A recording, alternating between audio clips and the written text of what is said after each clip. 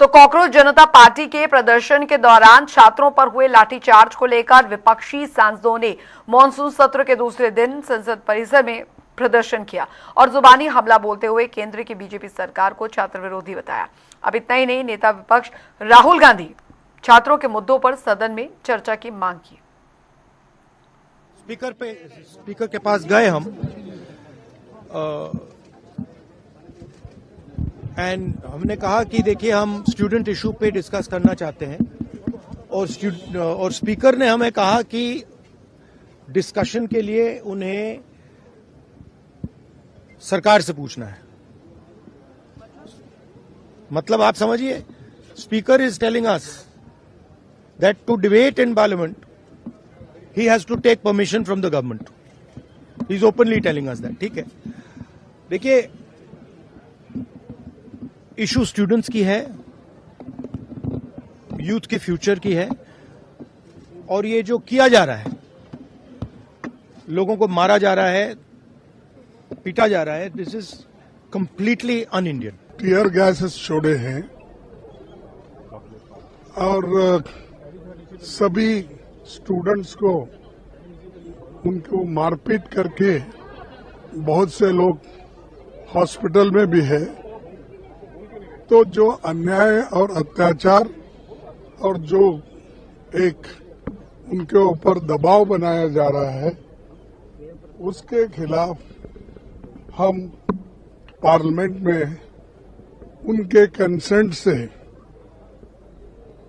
आवाज उठाने के लिए, बात रखने के लिए समय भी पूछा था और हमने उठ के बात करने के लिए तैयार हो गए।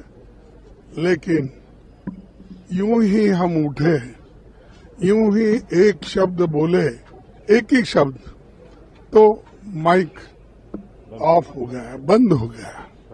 ये डेमोक्रेसी है। अरे डेमोक्रेसी में अगर डिबेट नहीं चाहते आप, डेमोक्रेसी में अगर आप हमारी बात सुनना नहीं चाहते हैं, तो हम कहाँ जाए। इस मुद्दे को उठा रहे हैं काफी समय से, ये कोई नया मुद्दा नहीं है, लेकिन इशू ये है कि ये बार बार हो रहा है और इस पे कोई कार्रवाई नहीं होती है। मुझे याद है जब मैं यूपी में काम कर रही थी तो जो पेपर लीक हो रहे थे वो एक दो जो एकदम जो नीचे वाले अधिकारी हैं उनको आपने अरेस्ट कर लिया या 2 दिनों के लिए रख लिया थाने में, उसके बाद बात वहीं पे रुक जाती है। किसी पर कार्रवाई नहीं हुई है, किसी पर कोई ठोस कार्रवाई नहीं हुई है। अब ये मुद्दा इतना ज्वलंत इसलिए है क्योंकि देश के युवा हैं ये, और ये समझ रहे हैं कि हमारे फ्यूचर, हमारे भविष्य के लिए क्या है। भारतीय जनता पार्टी अपने मंत्रियों पे और संगे साथियों पर इसलिए दबाव नहीं बना पा रहे, और इस्तीफे का दबाव इसलिए नहीं बन पा रहा है क्योंकि वो जानते हैं अगर इस्तीफा दे दिया तो दबे हुए राज भी वो न खोल दें। इसलिए भारतीय जनता पार्टी अपने किसी संगी साथी मंत्री पर दबाव नहीं बना पा रहे हैं, और वही कारण है जिसकी वजह से इस्तीफा नहीं हो रहा है। इस्तीफा देने वाले कहीं दबे हुए राज न खोल दें, इसलिए किसी का इस्तीफा नहीं हो रहा है। अगर कोई बीमार होता है तो उसका इलाज कराया जाता है, तो कहीं ना कहीं ये बच्चे ये बताने आए थे संसद भवन तक। उनका मार्च इसीलिए था कि वो सरकार को बताना चाहते थे कि आपका सिस्टम एक तरीके से बीमार पड़ गया है, काम नहीं कर रहा है ढंग से, उनके हितों के बारे में नहीं सोच रहा है। और वही उन मासूम बच्चों को इतनी लाठियां खानी पड़ी, इतने डंडे खाने पड़े, और जो अत्याचार उनके साथ हुआ, बेटियों के कपड़े फाड़े गए, इलेक्ट्रिक शॉक दिए गए, सीधे आप उनके लोअर बॉडी में प्रहार करने से जो कानून कहता है कि आपको पैरों पे मारना चाहिए, मारना ही अगर कोई उग्र हो रहा है, लेकिन आपने उनकी छाती में डंडे मारे, उनके सर फोड़ दिए। तो मैं समझती हूँ इतनी निर्मम सरकार है ये, और इनके इतना बच्चों ने आंसू बहाए हैं।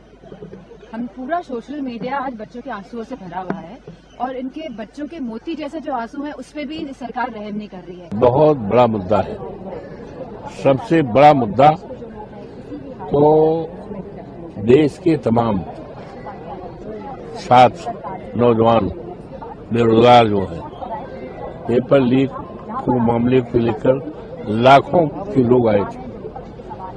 और उनकी कोई बात सुनी नहीं गई। सुनने के बावजूद जो है उनके ऊपर लाठीचार्ज हुआ, उनका पैर तोड़ा गया, उनके सिर से खून बहाया गया।